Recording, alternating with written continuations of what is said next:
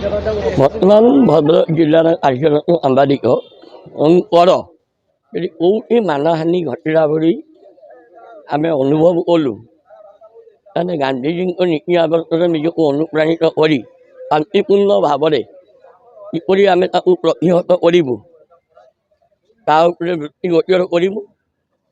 ଆଉ ରାଜ୍ୟ ସଂଘକୁ ମୁଁ ଏତିକି ଅନୁରୋଧ କରୁଛି, ଆଗାମୀ ଦିନରେ ସାମ୍ବାଦିକଙ୍କର ବୀମା, ହେଲ୍ଥ କାର୍ଡ଼ କିପରି ଅଧିକା ବୃଦ୍ଧି ହୋଇପାରିବ ତା ଉପରେ ଗୁରୁତ୍ୱ ଦେବୁ। ବିଶେଷ କରି ଯେଉଁମାନେ ସବୁ ନୂଆ ପିଲା ଆଜି ଆସିକି ଏଠି କାମ କରୁଛନ୍ତି, ସେ ପିଲାମାନଙ୍କୁ କେବଳ ଗୋଟିଏ ଅନୁରୋଧ କରିବି, ବଡ଼ ଭାଇ ହିସାବରେ ସ୍ନେହ ଶ୍ରଦ୍ଧା ଦେଇକି ଗୋଟିଏ କଥା କହିବି ଯେ ଆପଣମାନେ ଯେଉଁ ସଭାକୁ ଯାଉଛନ୍ତି, ଯେଉଁଠି ବସୁଛନ୍ତି, ନିଜର ମାନ ସମ୍ମାନକୁ ବଜାୟ ରଖନ୍ତୁ।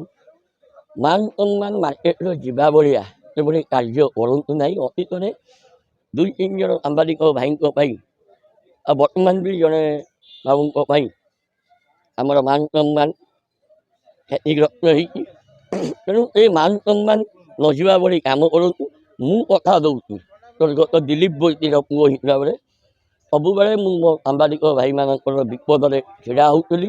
ଭଗବାନ ଯେତିକି ଦିନ ଯାଏ ମୋତେ ଭଲରେ ରଖିଥିବେ, ମୁଁ ଭଦ୍ରକ ଜିଲ୍ଲାର ପ୍ରତ୍ୟେକ ସାମ୍ବାଦିକ ଜନସାଧାରଣ ଯେଉଁମାନେ ମୋତେ ବିପଦରେ ପଡ଼ିକି ଡାକିବେ, ମୁଁ ତାଙ୍କ ପାଇଁ ଛିଡ଼ା ହେବି। ଧନ୍ୟବାଦ।